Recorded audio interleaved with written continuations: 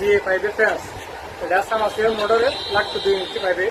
এখন আমরা এটা বাঁধতে গেলে এখানে আমি যদি বাঁধি তাহলে দেখেন কি পরিমাণ টাল মারতে হবে। দেখেন টাল সোজা করতে হলে আপনি কীভাবে টাল সোজা করবেন, আপনি পাইপটার আগে এভাবে বাঁধবেন।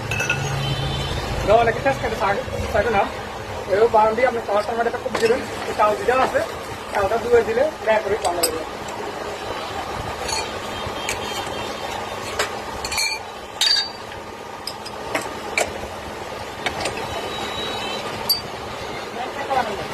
Ana, espérate.